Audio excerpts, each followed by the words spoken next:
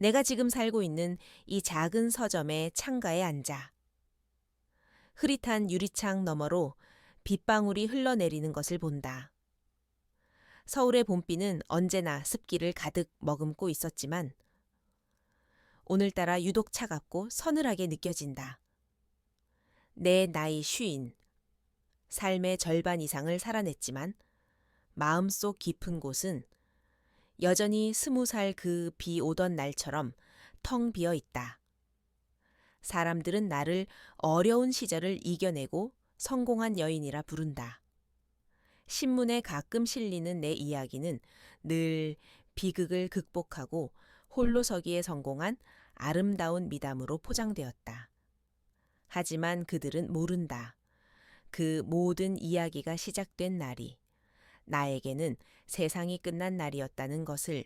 그날 밤의 기억은 여전히 생생하다. 온몸에 소름이 돋을 정도로 차가운 한기, 낯선 방의 거울에 비친 나의 모습, 하얀 웨딩드레스를 입고 있었지만 그건 순결의 상징이 아니라 단지 차가운 천 조각에 불과했다. 나는 공포와 절망에 질식할 것 같았다. 그 방의 모든 것이 날카로운 칼날처럼 나를 겨누고 있었다. 내 삶은 이미 부모님의 빚이라는 족쇄에 묶여 있었고 나는 그 족쇄를 끊기 위해 스스로를 제물로 바쳤다. 나는 거울 속의 낯선 신부를 응시했다. 창백한 얼굴, 죽은 사람의 눈빛, 나는 이대로 영원히 잠들고 싶었다. 이 결혼은 사랑도 희망도 없는 거래였다. 상대는 한때 재계의 신성으로 불리던 한씨 가문의 총수, 한지성. 그러나 그는 이미 시한부 인생을 선고받은 환자였다. 나는 건강한 몸으로 그들의 대를 이을 아이를 낳아줄 씨바디였다. 그들의 눈에는 내가 사람이 아니라 그저 껍데기뿐인 존재로 보였을 것이다. 끔찍한 운명이었다. 내가 그날 밤 그에게 몸을 내어주던 그 순간 나는 영혼까지 텅 비어버렸다고 생각했다. 내 삶은 이미 끝난 것이나 마찬가지였다. 하지만 세상은 잔인하게도 나에게 또 다른 운명을 선물했다. 그와의 하룻밤은 한 달 뒤 내 몸의 작은 생명을 잉태시켰다. 나는 살아있다는 것조차 잊고 살던 나 자신에게서 생명의 기운을 느꼈을 때 처음에는 공포에 질렸다. 이 아이는 한씨 가문을 위한 도구로 태어난 존재, 나의 슬픔과 고통의 증거가 될 아이였다. 하지만 시간이 흐르면서 나는 그 아이의 존재가 나를 다시 살게 하는 유일한 이유라는 것을 깨달았다. 배가 불러오고 작은 발길질이 느껴질 때마다 나는 내 안에 살아있는 무언가가 있다는 것을 실감했다. 그 아이는 나의 슬픔의 산물이 아니라 나의 희망이었고 나를 이 지옥 같은 곳에서 구해낼 유일한 구원자였다. 그로부터 수십 년이 흘렀다. 나는 이제 한 남자의 아내도 한 가문의 며느리도 아니다. 그저 이 작은 서점을 운영하며 조용히 살아가는 50살의 중년 여인일 뿐이다. 창밖의 빗방울은 내 눈물처럼 흐르지만 이제는 더 이상 아프지 않다. 다만 마음속에 깊게 파인 공허함은 여전하다. 자식은 훌륭하게 자라. 해외에서 자신의 길을 걷고 있다. 가끔 오는 전화와 메시지로 안부를 주고받지만 서로에게 깊은 감정적 교류를 기대하지는 않는다. 어쩌면 나는 내 인생에서 가장 뜨겁고 격정적인 시절을 너무나도 짧게 그리고 처절하게 보내버렸기 때문에 이제 남은 것은 이처럼 고요하고 쓸쓸한 여생뿐인지도 모른다. 나는 여전히 그날의 공포를 기억한다. 차가운 공기와 죽은 사람의 눈빛. 하지만 이제는 그 공포 뒤에 숨겨져 있던 작은 희망의 불꽃도 함께 기억한다. 그 불꽃은 바로 한지성, 그와 맺어진 인연이었다. 모두가 그를 죽음을 앞둔 시한부라 부를 때 나는 그에게서 나 자신만큼이나 깊은 고독과 상처를 보았다. 그리고 그 찰나의 순간, 우리는 서로의 구원이 될 수 있을지도 모른다는 희미한 희망을 보았었다. 이 이야기는 바로 그 희망의 시작과 끝, 그리고 그 이후의 삶에 대한 기록이다. 내 이야기는 그가 죽기 전 마지막으로 나에게 남겼던 짧은 말에서부터 시작된다. 그 말은 바로 미안하다였다. 나는 그 말을 이해하지 못했다. 하지만 수십 년이 지난 지금, 나는 그 말이 담고 있던 모든 의미를 이해할 수 있을 것 같다. 가끔 나는 묻는다. 만약 그가 내 삶에 나타나지 않았더라면 나는 지금 어떤 모습으로 살고 있을까? 아마 여전히 빚에 허덕이며 결혼이라는 선택지 대신 공장에서 밤낮으로 일하며 지친 몸을 이끌고 살았을지도 모른다. 사랑은 사치였고 미래는 없는 것과 마찬가지였다. 내 이름은 민수연, 20살. 꿈이라고는 그저 평범하게 사는 것뿐이었다. 아버지는 사업에 여러 번 실패하셨다. 그는 타고난 재주꾼이었지만 동시에 세상 물정에 어두웠고 믿을 수 없는 사람들에게 속아 넘어가는 일이 다반사였다. 그럴 때마다 어머니는 한숨을 쉬었고 나는 그런 두 분 사이에서 조용히 내 존재를 지워버렸다. 나는 좋은 딸이고 싶었다. 하지만 동시에 내 인생을 살고 싶었다. 그래서 나는 남들처럼 대학에 가는 대신 고등학교를 졸업하자마자 작은 의류 공장에 취직했다. 미싱 소리가 가득한 공장 안에서 나는 내 꿈을 잊으려 애썼다. 그때 나에게 유일한 낙은 저녁에 집에 돌아와 몰래 그림을 그리는 것이었다. 공장 창고에 버려진 낡은 나무판에 나는 색연필로 알 수 없는 형상들을 그려나갔다. 그것들은 아름다운 풍경이 아니었다. 때로는 기괴한 모양의 괴물들이었고 때로는 슬픔에 잠긴 나의 자화상이었다. 내 마음속에 숨겨진 절망과 두려움이 그대로 묻어나는 그림들이었다. 내가 그림을 그리는 것을 유일하게 이해해주고 응원해준 사람은 미술학원 선생님이었다. 그는 가난한 나에게 무료로 수업을 들을 수 있게 해주었다. 나는 그 시간을 가장 소중하게 여겼다. 그곳에서만큼은 나는 빚쟁이의 딸도 미래가 없는 공장 노동자도 아니었다. 그저 그림을 사랑하는 한 사람일 뿐이었다. 선생님은 나에게 재능이 있다고 말했다. 그는 내가 가진 어두운 감정들이 오히려 깊이 있는 예술로 승화될 수 있을 것이라고 했다. 그때마다 나는 희미한 희망을 품었다. 언젠가 돈을 모아 제대로 미술 공부를 하고 내가 그린 그림으로 작은 전시회라도 열 수 있다면 하는 꿈이었다. 하지만 그런 작은 희망마저도 산산조각 났다. 어느 날 저녁 집에 돌아오니 낯선 남자들이 거실에 앉아 있었다. 그들의 눈은 차가웠고 말투는 위협적이었다. 아버지는 고개를 숙인 채 아무 말도 하지 못했다. 어머니는 눈물만 흘렸다. 아버지가 보증을 잘못 써서 엄청난 빚을 지게 된 것이었다. 그들은 우리에게 모든 것을 빼앗아 갈 것처럼 으름장을 놓았다. 나는 그 자리에서 무릎이 꺾이는 것 같았다. 그동안 내가 피땀 흘려 모았던 돈도 작은 희망도 그 순간 모두 무의미해져 버렸다. 다음 날 아버지가 한 재벌가에서 온 사람을 만났다. 나는 영문도 모른 채 그 자리에 불려나갔다.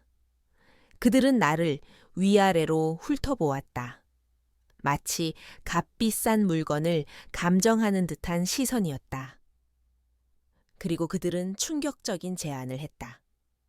한씨 가문의 총수인 한지성이 시한부 인생을 살고 있으니 내게 그와 결혼해서 아이를 낳아달라는 것이었다. 빚은 모두 청산해 줄 테니 아이만 낳고 나면 자유롭게 살 수 있을 것이라고 했다. 나는 그 자리에서 거절하고 싶었다. 내가 사람의 씨앗을 받는 도구란 말인가. 내 삶의 존엄성이 한순간에 바닥으로 떨어지는 것 같았다. 하지만 아버지는 간절한 눈빛으로 나를 바라보았고 어머니는 소리 없이 울었다.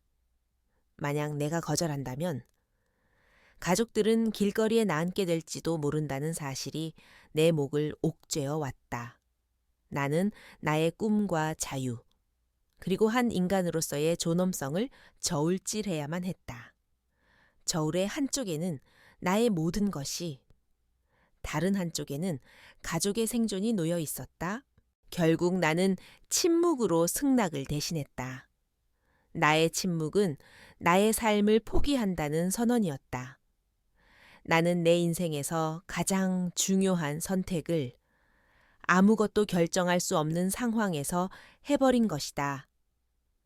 그들의 제안은 나에게 구원이 아니라 또 다른 형태의 비극이었다. 나는 그 순간부터 더 이상 민수연이 아니었다. 그들의 필요에 의해 존재하는 이름 없는 존재가 되었다.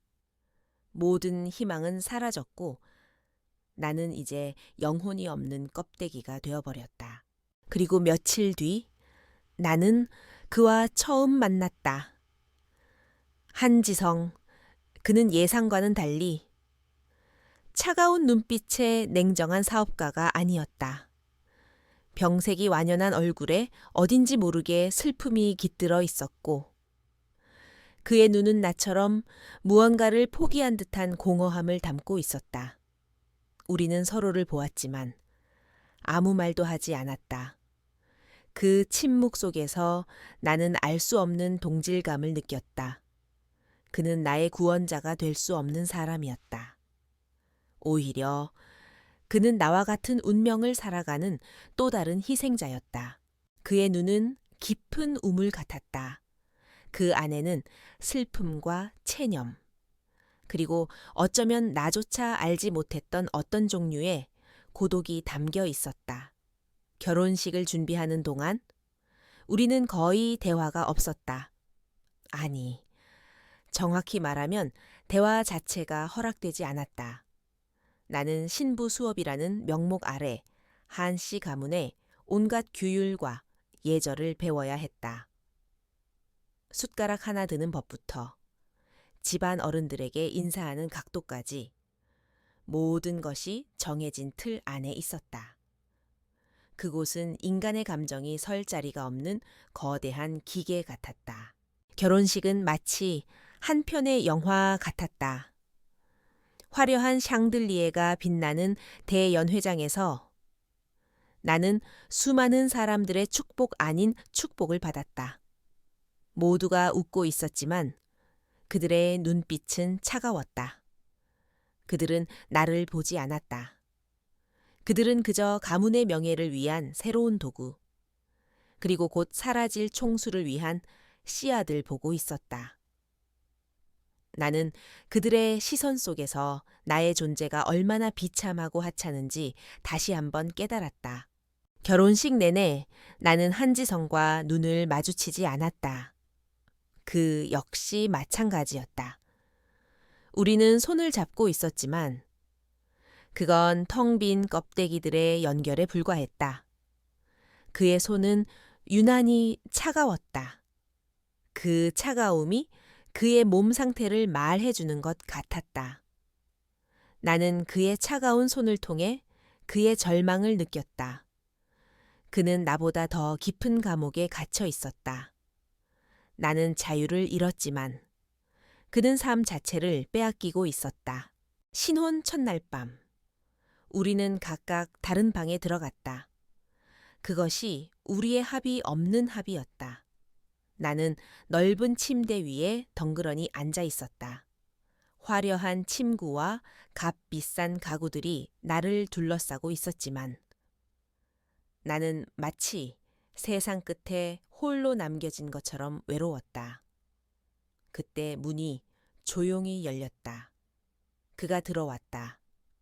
병색이 완연한 그의 얼굴에는 미묘한 망설임이 서려 있었다. 그는 내게 다가오지 않고 침대 끝에 서서 나를 지켜보았다. 걱정 마세요. 오늘 밤은 아무 일 없을 겁니다. 그의 목소리는 낮고 부드러웠다. 나는 그의 말에 고개를 들었다. 내 눈에 비친 그의 모습은 내가 예상했던 냉정한 총수의 모습과는 거리가 멀었다. 그는 상처받은 소년처럼 보였다. 나는 그를 물끄러미 바라보았다. 그의 말은 나를 안심시켰지만 동시에 알 수 없는 슬픔을 불러일으켰다. 나는 그가 왜 이곳에 왔는지, 그리고 왜 나를 그렇게 바라보는지 알 수 없었다. 하지만 그들이 원하잖아요. 내가 조심스럽게 말했다. 그들이란 한시 가문의 모든 사람들을 지칭하는 것이었다. 그들은 우리가 빨리 대를 이을 아이를 갖기를 원했다. 아니, 그들은 내가 아이를 갖기를 원했다. 나는 그들의 요구에 순종해야만 했다. 나도 당신을 이런 상황으로 밀어넣고 싶지 않았습니다. 그의 목소리가 떨렸다. 나는 처음으로 그의 눈에서 진심을 보았다. 그는 죄책감을 느끼고 있었다. 그의 죄책감은 곧 나의 고통이었다. 우리는 서로에게 원치 않는 짐을 지운 채 서로를 마주보고 있었다. 그 순간 나는 깨달았다.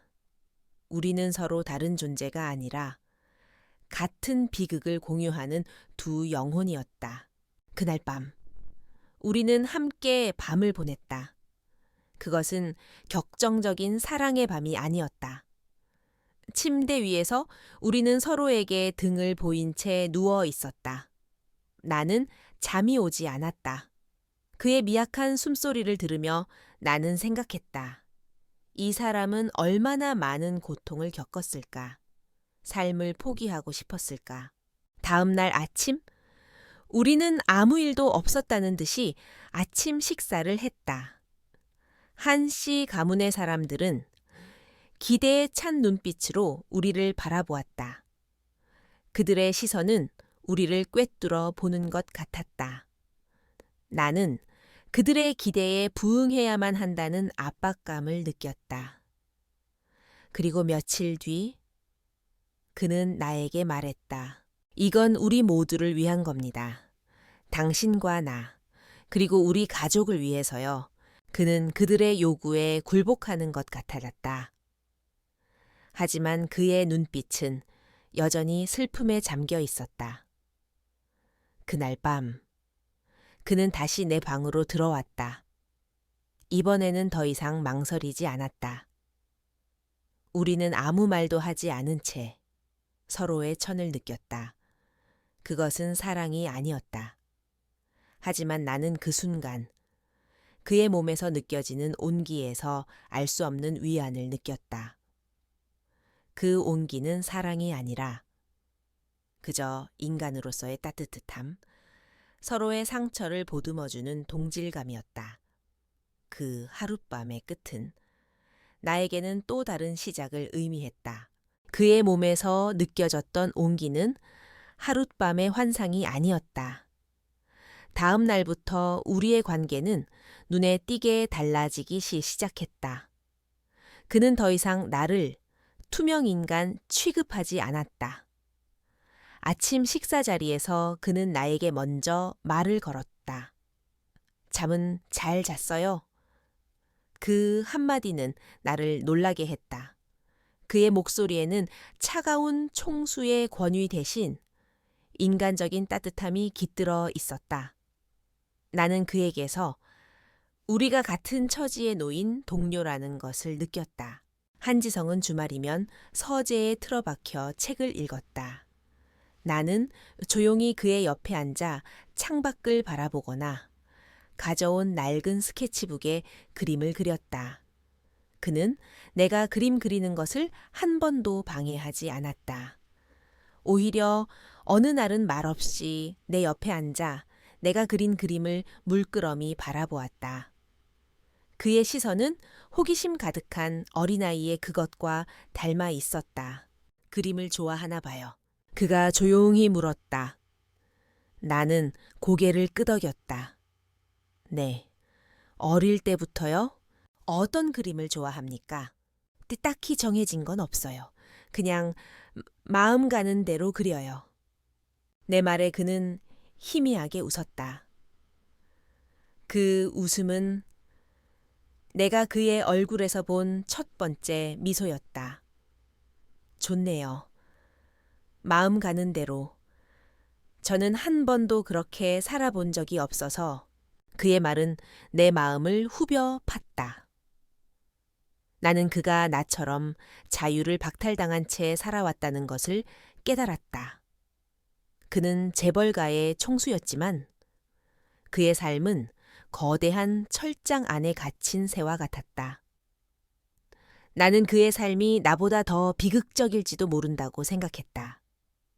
나는 최소한 사랑과 자유를 꿈꿀 수 있었지만 그는 태어날 때부터 모든 것이 정해진 운명을 살았을 테니까 그날 이후 우리는 조금씩 서로에게 마음을 열기 시작했다.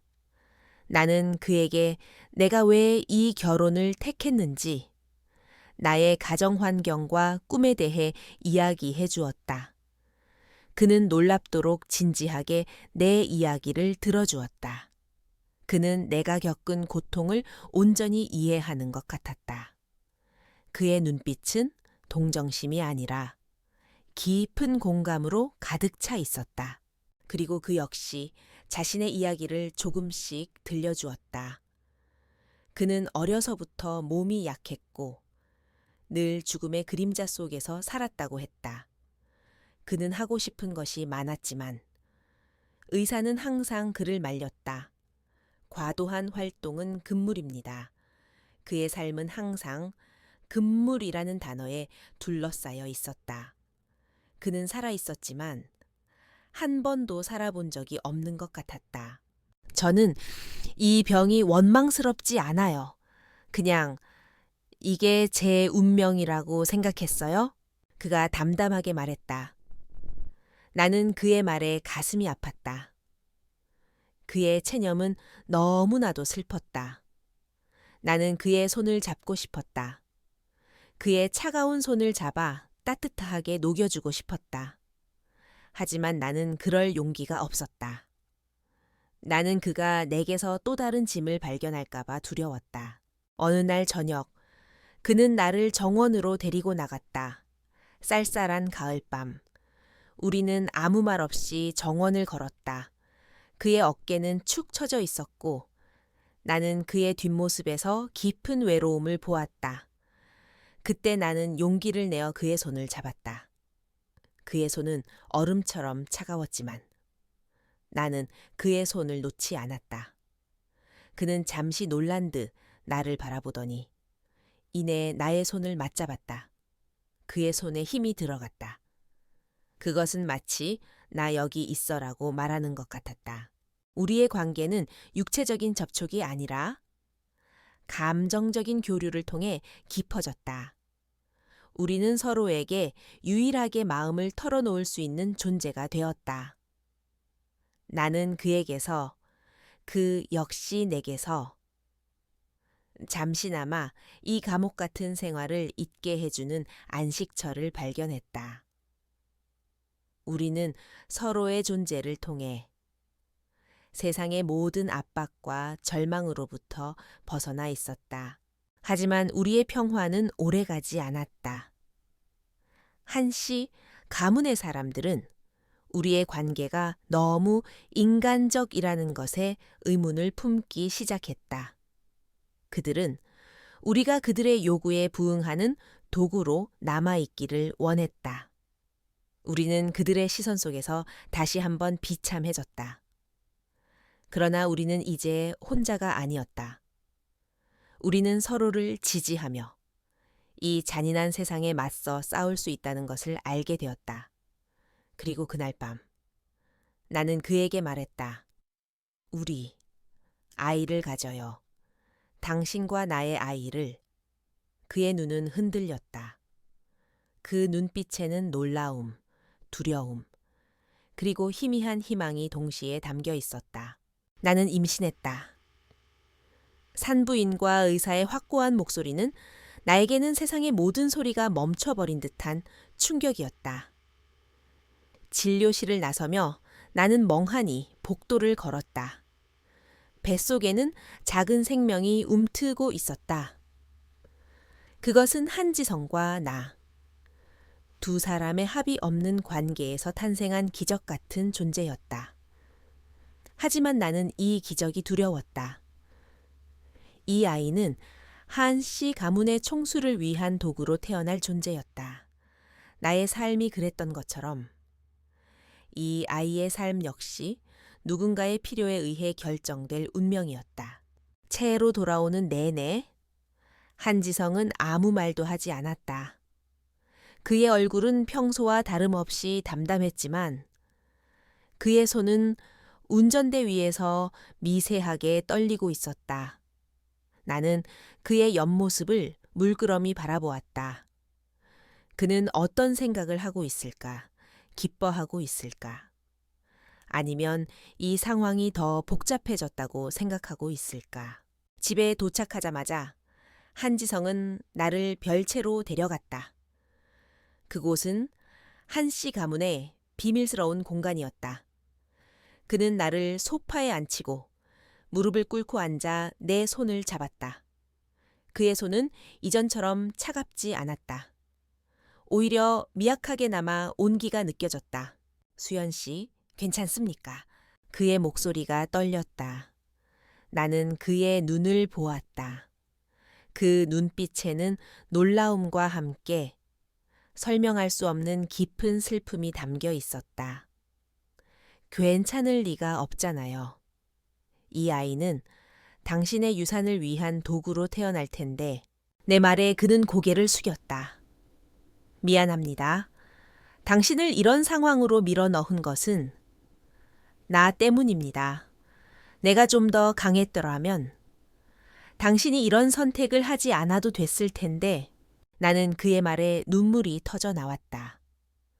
그동안 꾹꾹 눌러왔던 모든 서러움과 절망이 한꺼번에 폭발했다. 그는 아무 말 없이 나를 품에 안아주었다. 그의 품은 따뜻했고 그의 심장 소리가 내 귀에 들려왔다. 힘없이 뛰는 그의 심장 소리는 마치 우리의 비극을 대변하는 것 같았다. 다음 날 아침, 우리는 이 사실을 한씨 가문에 알렸다. 예상대로 집안은 뒤집혔다.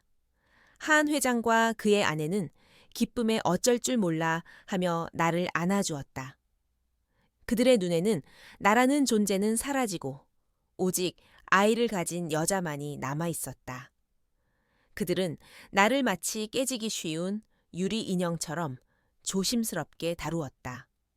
하지만 그들의 눈빛에는 의심의 그림자가 드리워져 있었다. 그들은 나의 가난한 배경을 알고 있었고 혹시나 내가 불순한 의도를 품고 이 아이를 갖게 된 것은 아닌지 경계했다. 특히 한지성의 사촌형인 한민우는 노골적으로 나를 경계했다. 그는 겉으로는 축하하는 척했지만 그의 눈빛은 나를 꿰뚫어 보는 듯 차가웠다. 나는 그가 왜 나를 그렇게 경계하는지 직감적으로 알 수 있었다.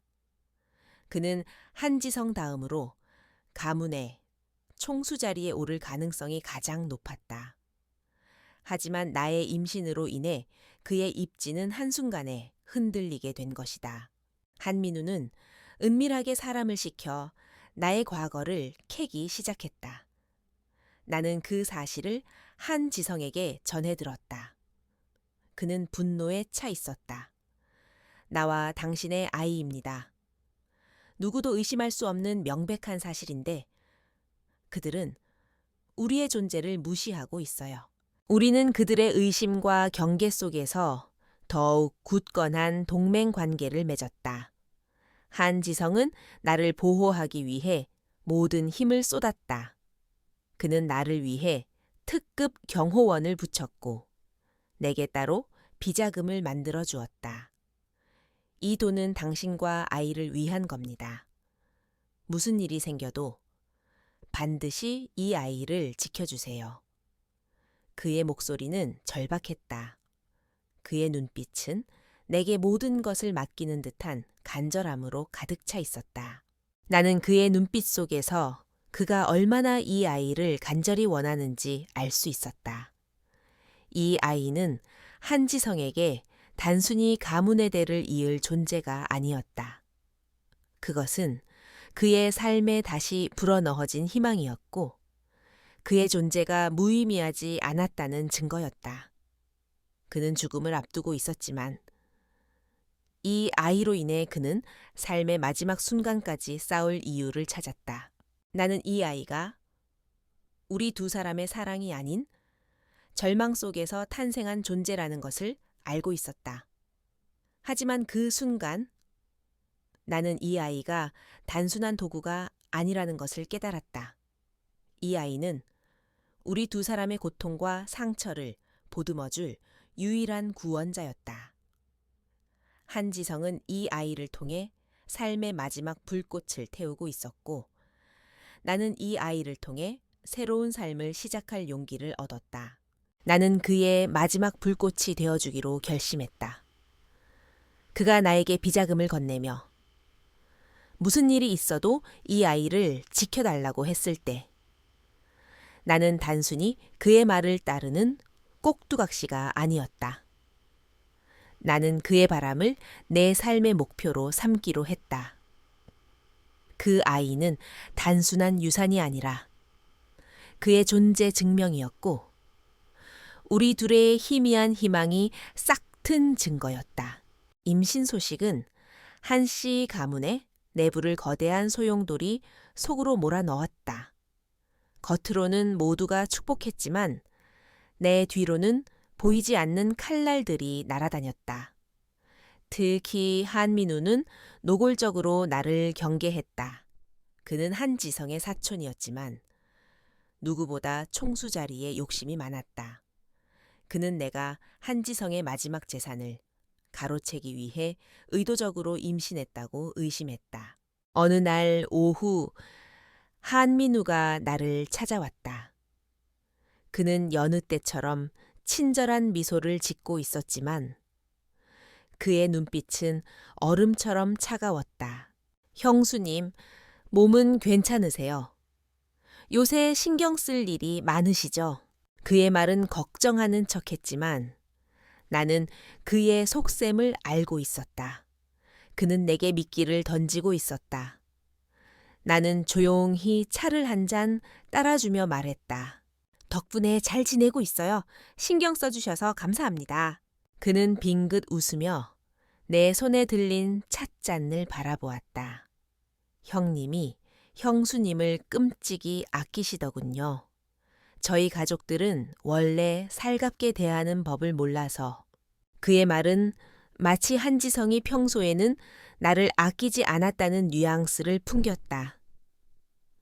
나는 그의 말을 무시하고 조용히 미소 지었다.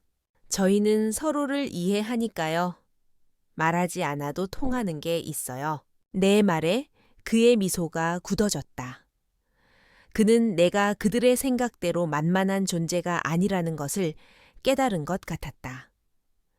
그날 이후 그는 더욱 은밀하게 나를 공격하기 시작했다.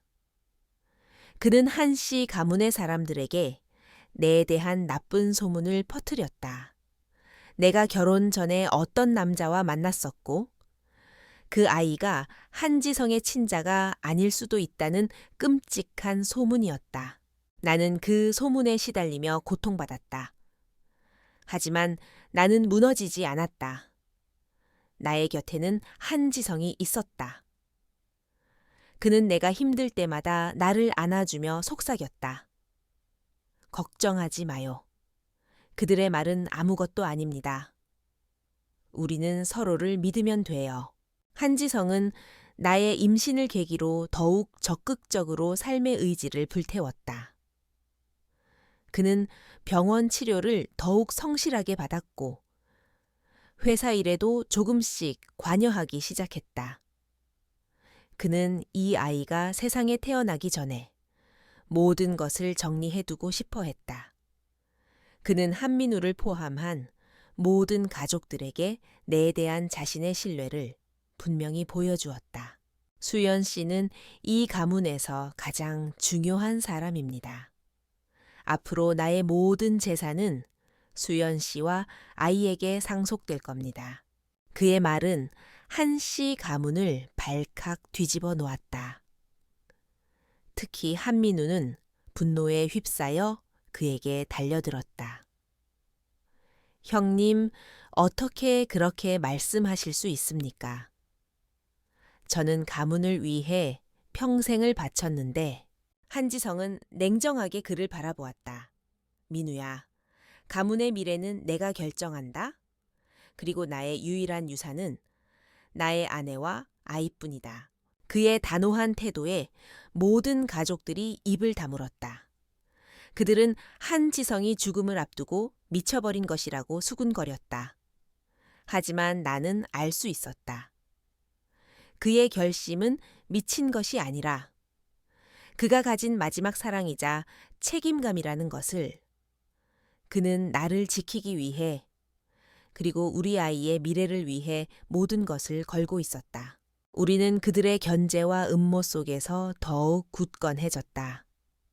나는 그의 곁을 지키며 그가 병마와 싸울 수 있도록 돕는 것이 나의 유일한 임무라고 생각했다. 우리는 서로에게 사랑을 고백하지 않았지만 서로의 존재를 통해 사랑을 확인하고 있었다. 그가 나에게 속삭였던 걱정하지 마요 라는 말은 나에게는 어떤 사랑 고백보다도 더 진실하게 다가왔다. 나의 배가 조금씩 불러오기 시작할 무렵 한지성의 병세는 급격히 악화되었다. 그의 몸은 점점 더 마르고 얼굴은 창백해져 갔다. 그는 더 이상 회사에 나가지 못하고 하루의 대부분을 침대에 누워 보냈다. 나는 그의 곁을 지켰다. 낮에는 그를 위해 책을 읽어주거나 그림을 그렸다. 밤에는 그의 손을 잡고 잠이 들었다. 우리의 대화는 더 이상 가문의 미래나 음모에 대한 것이 아니었다. 우리는 서로의 어린 시절에 대해 이야기했다. 나는 그에게 내가 살던 가난한 동네의 골목길을 설명해 주었다. 나는 그에게 작은 떡볶이집과 밤하늘을 가로지르던 전깃줄에 대해 이야기했다. 그는 눈을 감고 내 이야기를 들으며 조용히 웃었다. 수연 씨는 정말 많은 것을 보고 살았군요. 저는 이 세상이 이 저택의 정원보다 넓다는 것을 잘 몰랐습니다. 그의 말에 나는 가슴이 아팠다. 그는 비록 부유한 환경에서 태어났지만 나의 삶보다 더 좁은 세상에서 살았던 것이다. 나는 그에게 내가 그린 그림들을 보여주었다. 그 그림들은 여전히 어둡고 슬펐지만 그가 본 세상보다는 더 다채로운 색을 담고 있었다. 그는 나의 그림을 보며 감탄했다. 놀랍네요. 당신의 그림에는 당신의 마음이 고스란히 담겨 있어요. 절망 속에서도 피어나는 희망이 보여요. 그의 말은 내게 큰 위로가 되었다. 내가 가진 상처와 슬픔이 누군가에게는 예술로 보일 수도 있다는 것을 처음으로 깨달았다. 나는 그에게 감사했다. 그가 나를 처음으로 사람으로 대해주었기 때문이다. 어느 날 밤, 나는 그의 옆에 누워 있었다.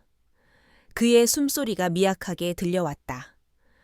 나는 조심스럽게 그의 손을 잡았다. 그의 손은 너무나도 차가웠다. 나는 나의 배를 그의 손 위에 올려놓았다. 뱃속의 아이는 마치 아빠의 손길을 느낀 것처럼 힘차게 발길질을 했다. 한지성은 놀란 듯 눈을 떴다. 그의 눈빛에는 신기함과 감동이 동시에 서려 있었다. 아이가 느껴져요. 그의 목소리가 떨렸다. 그는 떨리는 손으로 나의 배를 어루만졌다. 그의 손길은 서툴렀지만 따뜻한 애정이 담겨 있었다. 나는 그의 손을 잡고 말했다. 이 아이가 당신을 기억할 수 있게 제발 버텨주세요. 내 말에 그는 눈물을 흘렸다. 나는 처음으로 그의 눈물을 보았다. 그는 그동안 자신이 겪은 모든 고통을 눈물로 쏟아내는 것 같았다. 그는 나를 끌어안고 말했다. 수연 씨, 당신을 만나서 정말 다행입니다. 당신이 내 아내가 되어주지 않았다면 나는 아마 죽기 전에 단 한 번도 사랑받는다는 것을 몰랐을 겁니다. 나는 그의 고백에 아무 말도 할 수 없었다. 나는 그에게 사랑을 느껴본 적이 없었다. 우리의 관계는 사랑이 아니라 그저 동질감과 연민에 기반한 것이었다. 하지만 그 순간 나는 깨달았다. 우리가 서로에게 느꼈던 감정이 사랑이 아닐지라도 그것은 사랑만큼이나 소중하고 깊은 감정이라는 것을. 우리는 서로의 상처를 보듬어주며 서로에게 삶의 의미를 찾아주었다. 그날 이후 한지성은 나를 진심으로 사랑하게 되었다. 그는 죽음을 앞두고 있었지만 그에게 남은 시간은 오직 나를 사랑하기 위한 시간이었다. 그는 자신의 마지막 숨결까지 나를 위해 사용하고 싶어 했다. 그는 나를 위해 작은 반지를 만들었다. 이건 당신과 나의 약속입니다. 내가 없더라도 이 아이와 함께 꼭 행복하게 살아가세요. 당신은 행복할 자격이 있는 사람입니다. 그의 목소리는 미약했지만 그의 눈빛은 어느 때보다도 강렬했다. 나는 그의 반지를 받으며 눈물을 흘렸다. 나는 그를 사랑하게 된 것 같았다. 우리의 사랑은 비록 짧았지만 그 어떤 사랑보다도 진실하고 순수했다. 우리는 서로에게 서로의 전부가 되어 주었다. 하지만 우리의 행복은 오래가지 못했다. 한지성의 병세는 더욱 악화되었고 그는 의식을 잃는 날이 많아졌다. 나는 그의 곁을 떠나지 않았다.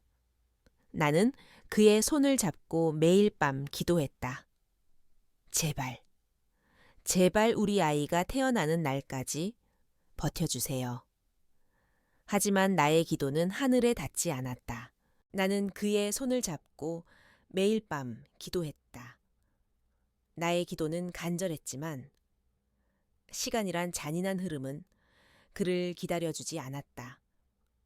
한지성은 혼수 상태에 빠졌고 그의 숨은 점점 더 가빠졌다. 나는 그의 침대 옆에 앉아 그의 손을 놓지 않았다. 그의 손은 더 이상 차갑지 않았다. 내 천이 그의 손을 따뜻하게 데워주고 있었지만 그것은 동시에 내가 곧 그를 잃게 될 것이라는 슬픈 예감이었다. 그의 마지막 순간이 다가왔다. 병실에는 한 회장 부부와 한민우가 들어와 있었다. 그들의 눈빛은 슬픔에 잠겨 있었지만 동시에 알 수 없는 초조함으로 가득 차 있었다. 한 회장은 침묵을 지키고 있었지만 한민우는 노골적으로 나를 경계했다. 그는 한지성이 죽기 전에 유언을 남겼는지, 그리고 그 유언에 나의 이름이 들어있는지 궁금해하는 것 같았다. 나는 그들의 시선이 역겨웠다. 그들은 죽음을 앞둔 한 인간의 고통에는 관심이 없었다. 오직 그가 남길 유산에만 관심이 있었다. 나는 그들을 무시하고 한지성의 귀에 속삭였다. 지성 씨, 우리 아이, 곧 태어날 거예요. 당신을 꼭 닮은 아이일 거예요. 당신의 마지막 희망을 제가 꼭 지켜낼게요.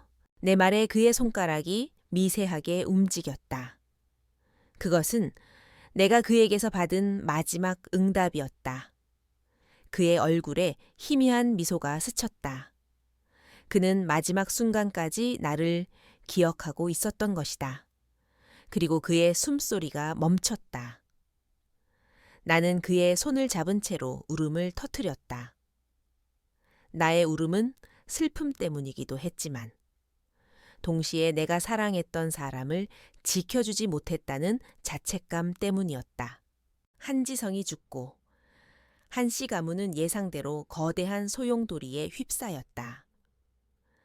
한 회장은 슬픔에 잠겨 있었지만 곧바로 변호사를 불러 유언장을 확인했다.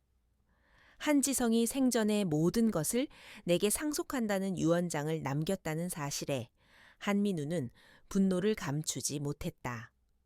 그는 한지성이 치매에 걸려 정신이 온전치 못했을 때 내가 유언장을 조작했다고 주장했다. 나는 그의 주장에 맞서 싸워야 했다. 나는 변호사를 선임하고 한지성이 남긴 모든 기록을 뒤졌다. 나는 그가 나에게 남긴 편지, 그리고 내가 그린 그림에 대한 그의 메모들을 찾아냈다. 그것들은 우리가 서로에게 얼마나 깊은 감정적 교류를 나누었는지를 증명하는 증거였다. 나는 그 증거들을 토대로 한민우의 주장이 허위라는 것을 증명했다. 하지만 한민우는 포기하지 않았다. 그는 언론을 통해 나를 비난했다.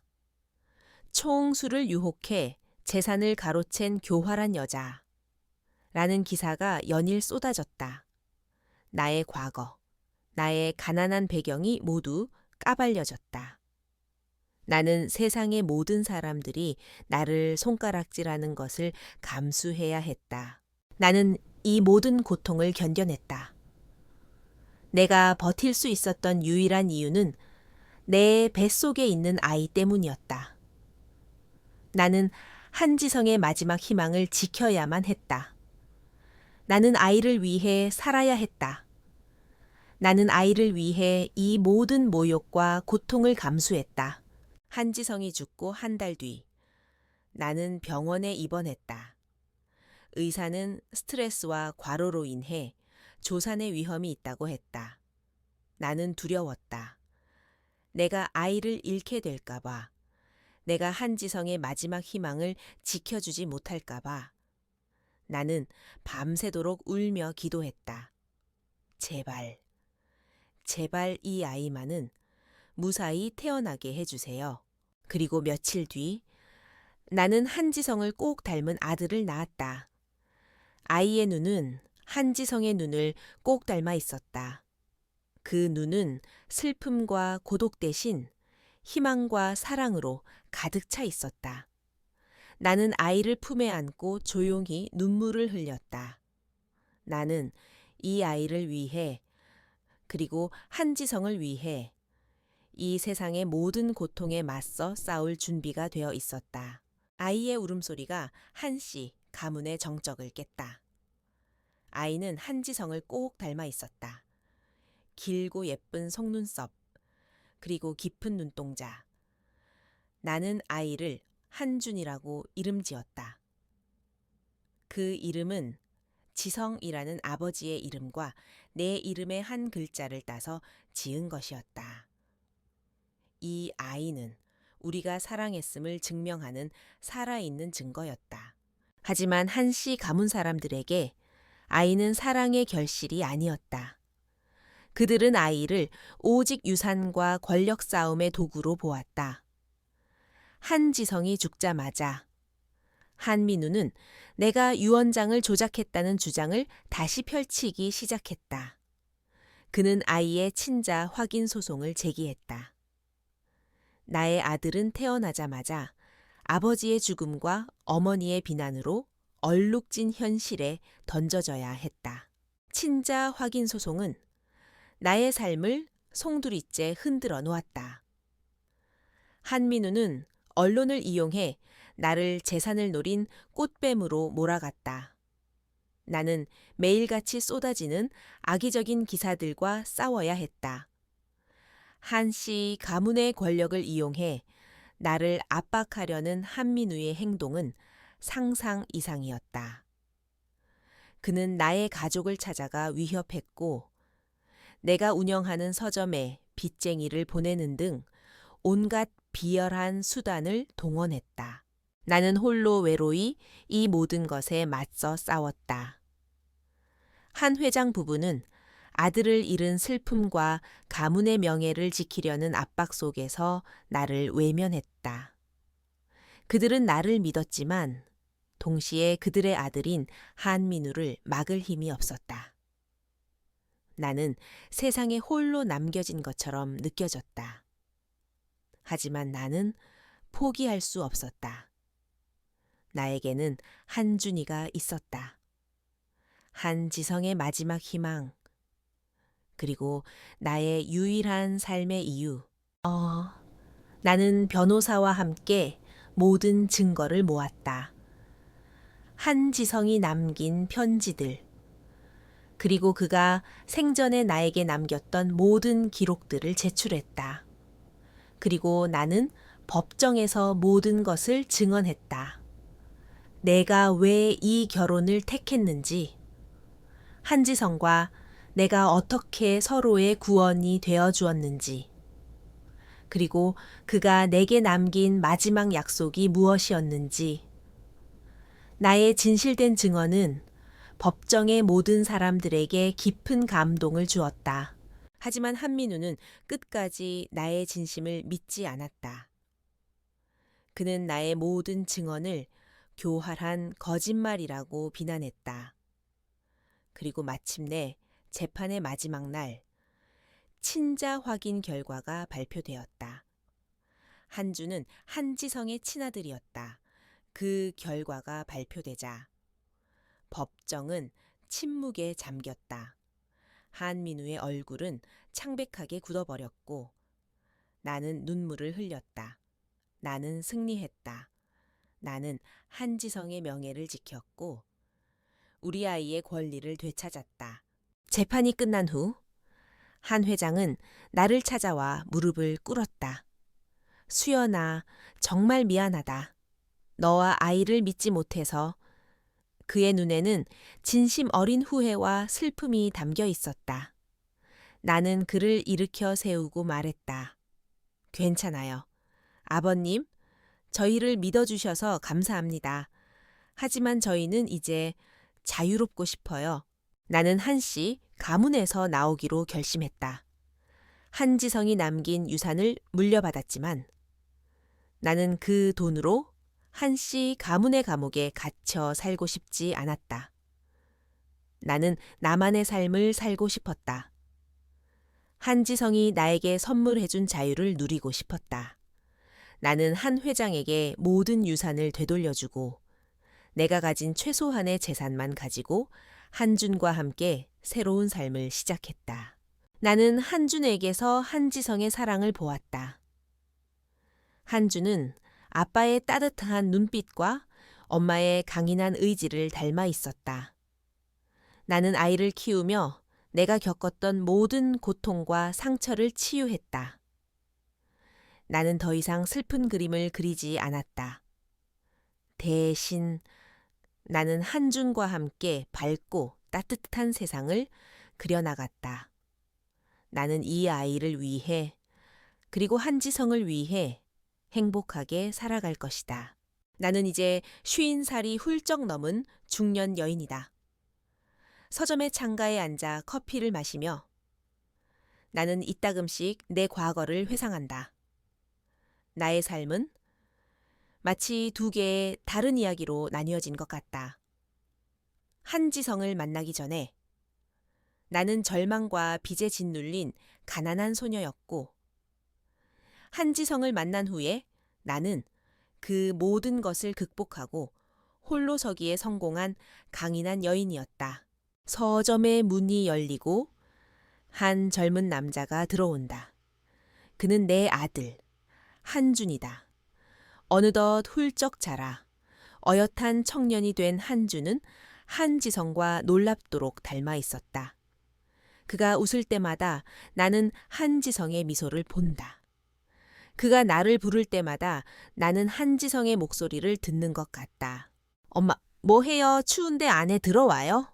한준은 나를 걱정하며 따뜻한 스웨터를 건넨다. 나는 그의 손을 잡고 조용히 웃는다. 한준의 손은 한지성의 손보다 훨씬 따뜻하다. 나는 한준의 손을 통해 한지성의 온기를 다시 한번 느낀다. 한준은 아버지의 유산을 물려받지 않았다. 나는 그에게 평범한 삶을 선물해주고 싶었다. 그는 나의 바람대로 자신의 힘으로 유학을 마치고 지금은 작은 디자인 회사에서 일하고 있다. 나는 그의 삶이 행복하고 자유로운 것에 감사한다. 한지성이 나에게 선물해 주었던 자유를 나는 한준에게 고스란히 물려주었다. 가끔 한준은 아버지에 대해 묻는다. 나는 그에게 한지성이 얼마나 멋진 사람이었는지, 그리고 그가 얼마나 우리를 사랑했는지 이야기해준다. 나는 그에게 우리의 슬픈 결혼 이야기는 숨기지 않았다. 오히려 나는 그에게 우리의 사랑이 얼마나 순수하고 진실했는지, 그리고 그가 우리에게 남긴 마지막 희망이 무엇이었는지 솔직하게 이야기해 주었다. 한주는 나의 이야기를 들으며 눈물을 흘린다. 그는 나에게 말했다. 엄마, 아버지는 정말 멋진 분이셨네요. 그리고 엄마는 세상에서 가장 강한 사람이세요. 그의 말에 나는 미소를 지었다. 나는 더 이상 슬프지 않았다. 나의 삶은 비록 비극으로 시작되었지만 사랑과 희망으로 가득 찬 행복한 삶이었다. 나는 한준에게서, 그리고 나의 서점에서 삶의 의미를 찾았다. 나는 더 이상 외롭지 않다. 서점에는 나를 찾아오는 많은 사람들이 있고 나는 그들과 함께 인생 이야기를 나눈다. 나는 그들에게 내 삶의 교훈을 전해준다. 인생은 비극으로 시작될지라도 사랑과 희망은 언제나 그 안에 숨겨져 있다는 것을 나는 오늘 밤 한지성이 나에게 주었던 작은 반지를 꺼내본다. 반지는 세월의 흔적으로 빛을 잃었지만 나의 손가락 위에서 여전히 빛나고 있다. 그 반지는 한지성의 마지막 약속이자 나의 새로운 삶의 시작을 의미한다. 나는 그 반지를 보며 생각한다. 지성 씨, 당신이 나에게 선물해준 삶은 정말 아름다웠습니다. 당신의 희망은 지금도 여전히 살아 숨 쉬고 있어요. 나는 창밖을 바라본다. 빗방울은 이제 멈추고 맑은 달빛이 창문을 비추고 있다. 나의 마음속 깊은 공허함은 여전히 남아있지만 이제는 그 공허함이 슬픔이 아니라 한지성에 대한 그리움으로 채워져 있다. 나는 나의 삶이 한편의 아름다운 이야기였다는 것을 깨달았다. 그리고 그 이야기의 주인공은 바로 나 자신이었다.